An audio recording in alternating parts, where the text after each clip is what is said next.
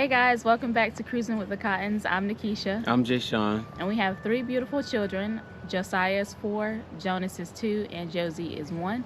And today we're going to be talking about how Jay Sean and I met and how over the last couple of years we've had a journey of faith and just how we've overcome different obstacles. So our journey together started in 2017. I was 18 years old and Jay Sean was 21. We dated for eight months. And we just kind of knew that we were supposed to be together. We know that God put us together. So after 8 months of dating, we went ahead and got married. And also during that time, we always knew that we wanted to be entrepreneurs. We always knew that we wanted a business. And so we were able to get connected with some people in the state that we were living in, which was South Carolina at the time. And we started a business. And even though we've always had like a passion for business ownership, we knew nothing about finances and we knew nothing about like kingdom finances. And so we began making financial decisions based on the limited knowledge that we had, which led us to a really rocky journey. So in 2018, we got plenty of eviction notices. We were constantly late on bills, and we also had a miscarriage during that time. But even in the midst of all that, we still persisted in, going after our dreams, going after what God called us to do. And also in that year of 2018, I was working a full-time job. Jay Sean was working a full-time job. And I also got into a car accident. The car was completely totaled. Luckily, though, we still had one car. And unfortunately, that was on his last leg as well. And I can just remember we would have to push it a certain way in order to get it to start. Jay Sean's the mechanic here, so he knows like the ins and outs of all that. So the starter had gone out, so what we had to do was actually park the car on hills, and that way when we leave we can roll down the hill, get a rolling start, and basically pop the clutch and get the car to start. And that's how we had to do it for it's probably about 4 or 5 months that we did that, because it didn't have I think it was like 180, 200 bucks or whatever it was to get the starter for it. It was a 94 Mustang GT that I had. Yeah. And so fast forward to 2019, we found out that we were pregnant with what people call a quote unquote, miracle baby. Well, not a miracle baby, but like a rainbow baby is where you get pregnant like a year to the day of when you had a miscarriage. And so this was a very vital time for me, especially because I had never been, actually pregnant and seeing it, go the way it was supposed to be. Like I said, I had a miscarriage before. And so this was a vital time for me, like to have faith and to really stand on what God says about pregnancy and labor and delivery and things like that. And it was not easy because, like I said, I was working. And so obviously people around me could see that I was pregnant.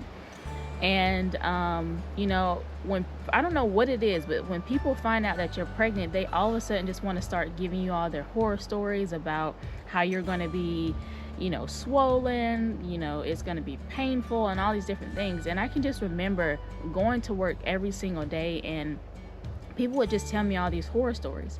And in that moment, I had to decide, was I going to accept what they were telling me, or was I going to stand on what God was personally telling me in my alone time, like in my quiet time, in my prayer closet and things like that? Because I can remember having a vision of how my pregnancy was going to be. And I also had a vision of how my labor and delivery was going to be, like how it was going to be peaceful and how everything was going to go great. There was going to be no complications or anything like that. And so I can remember there was a time where people would tell me different things, and I would just have to look at them and say, no, I don't receive that. And so we also had to stand in faith for the things that we were going to need, diapers and things like that. And so Jay Sean, can definitely talk more about how we had to basically stand on that faith for the things that we needed. So during this season, a friend of mine had told me about a sermon called How Money Works by Jesse Duplantis. And I watched this sermon and began to learn about principles of the kingdom, learning about giving, and we were tithing. I'd learned about tithing growing up, but learning about giving and the different types of giving and how to sow into the kingdom. And when God tells you to do something when it comes to giving, trusting Him in that. And so we were walking down this journey, and that's when, like Keisha mentioned, we had found out that we were pregnant with our first, Josiah.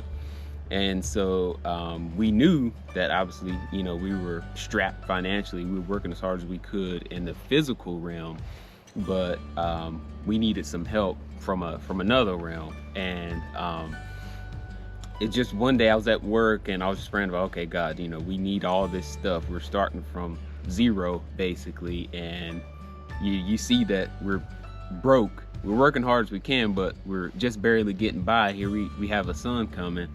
How do we do this? And it was I think it was like I was on my lunch break, and I just felt in my spirit. So we were going to business meetings, trying to learn the mindset of an entrepreneur and learn how business owners think, learn how to run a business. And it was during this time where God just told me, okay, when you pay the money to get into the business meeting for you guys, pay for another couple as well every week that you go. And so I was like, okay, well, once again, God, you see that we're strapped financially, and you're asking me to do something that I'm gonna have to take from either groceries or rent. I'm gonna have to take money from somewhere to be able to do this. And all I can just remember Him telling me is just trust me. And so I came home, told Keisha about it, and that next week, I think it was, when we went to the business meeting, we took enough money to pay for us, and we pay for a couple behind us, but we would never tell us. That was also the instruction: never tell the person that you were paying for. Never tell them that you were paying for it. You just pay at the table and say, hey, I'm paying for X, Y, and Z. And you just go ahead and go in the meeting and sit down. And so we did that. I think it was for 8 months up until Josiah was born. And the first 8 months of the Josiah being born, like we didn't have to buy him anything. We had so many diapers that we were living in a one bed, one bath, 760 square foot apartment. We looked like Costco in there with how much stuff we had in that apartment. And when I talk about God opened the windows of heaven and blessed us with so much stuff, we were literally, our friends were having babies, and we were giving them stuff just to get it out the house. And even after we were giving people stuff, we still had so much stuff left over. It was nuts seeing how God, basically, that 8 months of us learning how to trust Him, even though we didn't see the full picture. And like I said, we had so many diapers. He had clothes, cribs that we didn't have to buy, strollers, pretty much anything you could think of that you would need for a baby. We didn't have to put any money into it for the first 8 months that he was alive. So it was 8 months of us sowing, and then 8 months of us basically reaping on that sowing. And like I said, did not miss a beat. Even though we were taking money from rent and grocery and all that, God still took care of us in that aspect as well, not just with the things that we needed for Josiah. Yes, and so here we are, 2020. Fast forward from 2019 to 2020. I believe 2020 was a very hard year for a lot of people. For us, it was hard financially because in 2019, like I said, I was pregnant with Josiah, and I was working up until he was born. So now here we are in 2020 with only one income from a job. We still had our business, but it hadn't, started flourishing yet financially. So we technically just had one income, and we're making a little bit of income from our business. And so we had gotten 3 to 4 months behind on our rent because of that.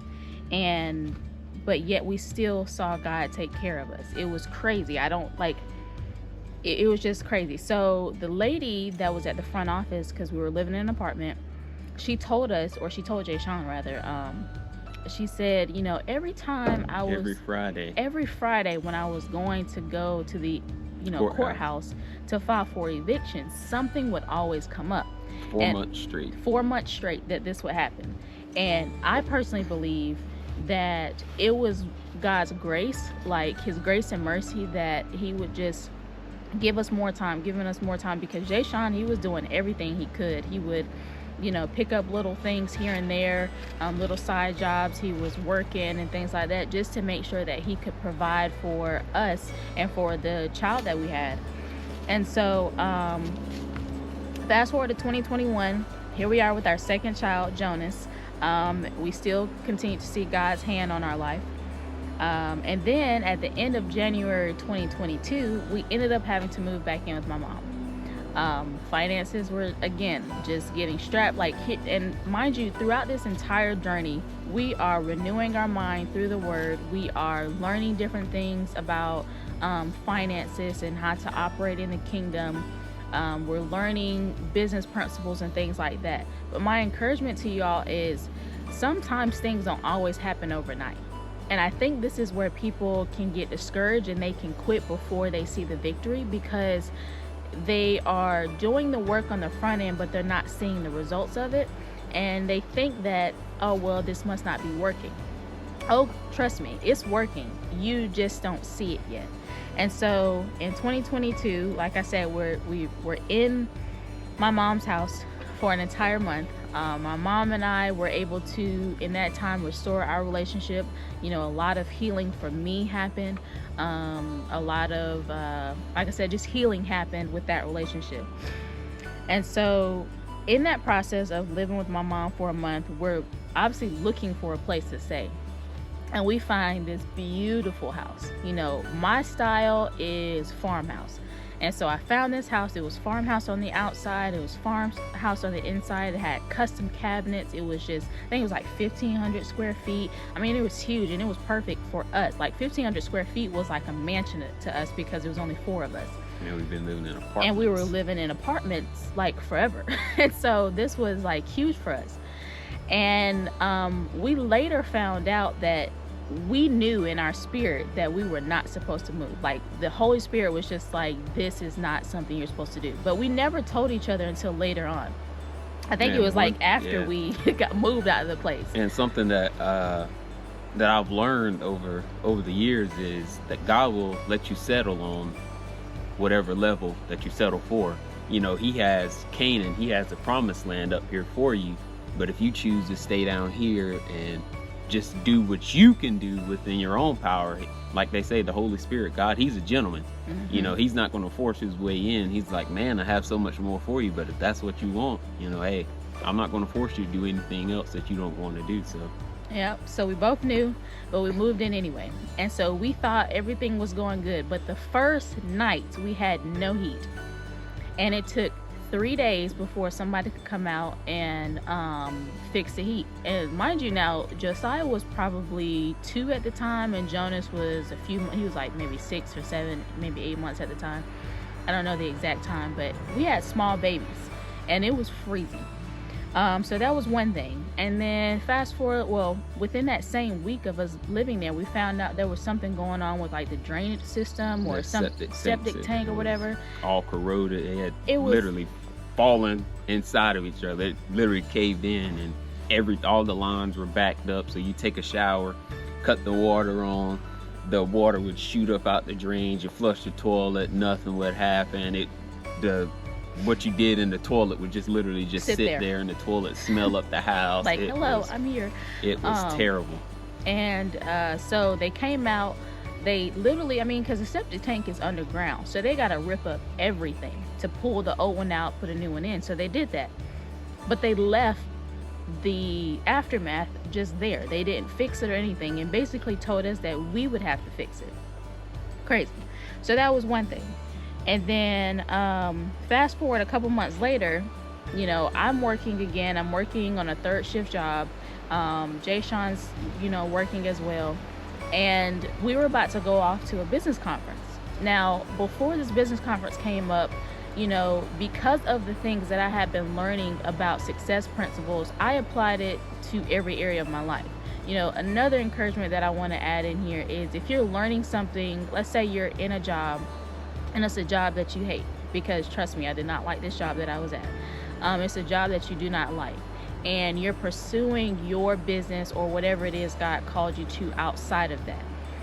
My encouragement to you is, even though this is something, or the thing that's over here is something that you're really passionate about, don't shortcut everything else that's in your life, because God is looking at that as well. Like, you need to be first class in every area of your life. So my point is, I was showing up on time. I wasn't showing up at the time I was supposed to be there. I was showing up like 10 minutes, which is, in my opinion, on time. If you show up 10 minutes early, you're on time. If you show up at the time you're supposed to be there, you're late. So I was there on time. I was positive. I was bringing positivity. I was like just doing everything I possibly could to make sure the environment was better when I got there than when it was before I got there. And so they saw that, and they wanted to start training me up to get into a higher position. Well, I'm thankful for jobs, but I know that that's not my realm. Like, my realm is business ownership. So I wasn't going to sell out for something else when I knew that I was called to business ownership. And my dream wasn't for sale. Our dream was not for sale. And so basically I told them no, and they did not like that. And here we are, I'm about to go to a business conference, and I come back and I don't have a job. So that was that. And so now here we are again with one income again, and still our business is not fully up and running the way we would like to be financially. And so here we are, we get late on our rent again. Now, we paid the money to the guy. This is the same house that we were living in, the one I was just saying, where we weren't supposed to move into it. We paid the guy the money, but yet he still went to the courthouse and filed for an immediate eviction, to where we had 1 week to get out of the house. Basically, we gave him the money. He went to the courthouse, lied, and said we didn't pay, and got us kicked out the house. And so we had a week to basically scramble, pack everything up with 2 kids. And mind you, I'm pregnant with our 3rd child. So we're, getting everything ready, trying to scramble and trying to get out with no place of where we're going to go after this. And so we spent a couple days in a hotel. Thankfully, we had an amazing nanny who was working with us, who would watch our kids when we would do things business related. And so she was able to keep the kids while we stayed in the hotel. We're trying to figure things out. And so we were able to rent out a camper from one of our dear friends that we're still friends with today. And we stayed there for a year. And, we stayed there for a year. And I like to call this time our preparation time. You want to talk a little bit more about? So it started back in, I think, late 2019, early 2020. It started as what I thought was a joke, but I didn't realize that God was actually preparing us for something else. And so it started as we were laying in bed one night, and I was like, what if we lived in an RV and traveled the country or whatever? And that's how it started, literally just like that. And I was like, okay. And Keisha was like, okay. And so we went to a conference and found out that one of our friends, they actually live in RV and travel the country and serve their business team and see sights and stuff, whatever. And so okay, I was like, okay, there's another confirmation. I didn't, because at the time our friends, they were living in Colorado. They had big spread, nice house, land, and all this, but they had sold all of that and moved into an RV. Okay, I was like, there's confirmation. And then so around the same time too, God was telling me about Georgia moving to Atlanta. Now at the time I didn't understand why, and so I started to fight. I'm like, okay, God, I'm from the country, slow lifestyle, small town vibes. That's how I grew up, and you're asking me to move to Georgia, down in somewhere close to Atlanta, where it's fast paced, lots of traffic, impatient people, and all this. I'm like, nah, that's not how I get down. And so but I was reluctant to do it, but I was still willing to do it, if that makes sense. I didn't want to do it, but I was still willing to do it. And so I started to tell people about the vision and what God had been telling me about Atlanta and RVs and all that stuff, and people didn't like that. people saw, like on the outside looking in, they could see Our track record. Yeah, our track record, you know, outside looking in. And, you know, they started to tell me, oh, I don't think that's a good idea. You don't have a job lined up. You don't have any money saved up. You know, you're still young. You know, you got a wife and kids, 2 kids. You got another baby on the way. You're moving to a totally different state where you don't know anybody. You know, all this and that. And so I let that get to me instead of listening to my creator, God, who told me to move. And like you hear, you know, where God calls you, he's going to provide for you. And so instead of leaning on that, I leaned on the perspective of a friend, which is not bad, but it's still not God. And so here we are, you know, fast forward 2022? We are, 2022. Yeah, 2022, we're living in an RV and time's winding down there. And so we had done a fast and beginning of 2023, and God was telling me the word of the year was enlarge and prepare. And Georgia started to come up again, and we were living in an RV, so we were getting the training on how to live in an RV. Literally, we had gone from a 1,500 square foot house down to, I think, like 200 or 300 square feet in an RV. So, and we realized, we thought it was going to be a little challenging, but we realized that, okay, we can do this. One, our family, my wife and I and our kids, we're all close. When we did have that big 1,500 square foot house, everybody had their own room, but we all sat in the living room together. Yep, always. We could be watching, one person watching TV, somebody else playing with toys. We were always together. So I was like, okay, well, it makes sense that we could do this. And so enlarge and prepare. And I didn't know what that meant. That's all God told me, enlarge and prepare. And, you know, doing studies over the few months within 2023, I got to realize that enlarge and prepare was talking about my capacity, or our capacity for more. Being prepared for when God is ready to start promoting us or moving us forward with our business or influence or whatever it is, that we need to have the capacity to handle it, and get processes in place, basically get some structure in place. And so enlarge and prepare. And so we started to enlarge and prepare, get ourselves ready for what God was ready to do. So we were about to, he told us move to Georgia.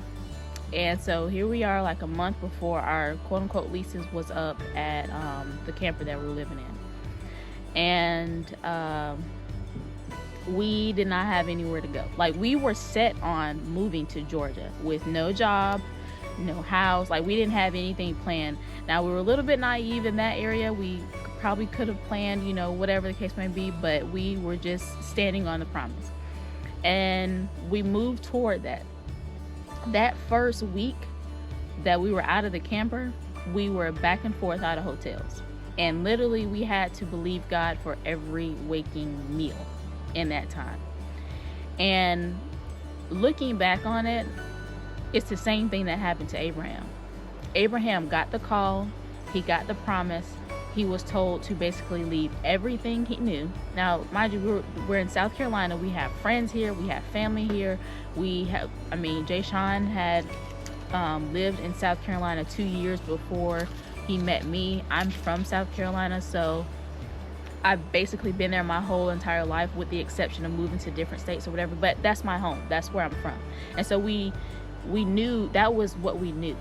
And so to leave everything, it was a little bit scary, but we were hanging on to those promises that God was telling us. And so but you know what I was saying about Abraham, he had to leave everything that he knew, including his family, and when he walked towards the promise, so to speak, there was a famine. And that's exactly what happened to us. So within that week, like I said, it was very hard. We were living in and out of hotels and things like that. And then finally we called some family and had to move in with them, which is his family here in North Carolina. And we stayed there for 6 months. To say that was hard is an understatement, because here we are in a 3-bedroom home with 10 people. I'm not going to share the other people's story that was in the home because that's for them to share. But, everybody had their different reasons. But basically, we're in a 3-bedroom home with 10 people. And it wasn't just that made it hard. It was all these different thoughts like, God, we thought we heard you, this is this, we heard this promise, and yet we're not seeing it. And so it was a very cloudy time for us, because when you hear a promise from God and you don't see it, immediately the tendency is to start questioning and to start doubting, or maybe asking questions like, did I hear him right, and things like that. But what I am so thankful we did is we didn't back down. Even though it was hard, we didn't back down. We held on to the promises. We continued to encourage each other. We never went at each other. We never blamed each other for the situation that we were in. We were always communicating, still studying the Word of God together, constantly going over those promises that He had given us. And so in that 6 months, we were able to, get in a better financial spot or whatever. And then also in that time, God has given us even more promises. We launched a business in that time, the business that we have today. And so remember when, I said that the last year we were in the preparation stage. So in that time, not having a car, having to move, we're getting a call that we're going to be moving to Georgia and things like that. God tells me to write a book, as if I didn't already have enough on my plate with 3 small children, a business at the time, a home, and all these other things. But even though I was in that, I was going to be faithful, and I started writing. And so Jay Sean opened one of his social media accounts one day and saw that there was an ad for a big time publishing company looking for Christian authors. And so I went on, I applied, and then that same day I got an approval for a phone call, like an appointment to discuss the book. Went ahead and sent over my manuscripts, and so that way, when we got on the phone, I would be prepared. After the phone call, they asked me to send some more information in a different, Word form. Sent that over, and basically had to wait for the approval to make sure that what I wrote in the book lined up with their values and, what they preach out to the world. And that, I don't know, that felt like a very long 2 weeks, because I was like, in my head, I'm like, are they going to approve it and things like that? But at the same time, like in my heart, I was like, God, you told me to write this book. So and I had to do no legwork to get to this publisher other than just reach out to them. Like any other time when somebody's writing a book, from what I've seen, they're having to do the legwork of reaching out to this publisher, sending this manuscript and things like that. I didn't have to do that. It's like He brought the publisher in a way to me, because I wasn't even looking for it. Like I said, it showed up on His social media. And I believe the reason why it did that is because, or the reason why God did that is because I wasn't on this specific platform a lot. So I don't know. But anyway, 2 weeks go by and I actually get the approval as well as a contract to sign to actually work with this big time publisher. So which brings me to where we are right now, because this was just like a couple of days ago when I got that contract. Where we are in our journey right now. We've been given the vision to serve others. We've been given the vision to serve others through business ownership, through YouTube, through other different avenues, through books, through mentorship, different things like that. And so something that we've seen just in our personal lives and just looking out into the world, a lot of people show the highlight reels of success. Like they show the highlight reels of how they own a business or their YouTube channel went to this and now they're buying cars and stuff like that. And there's nothing wrong with that.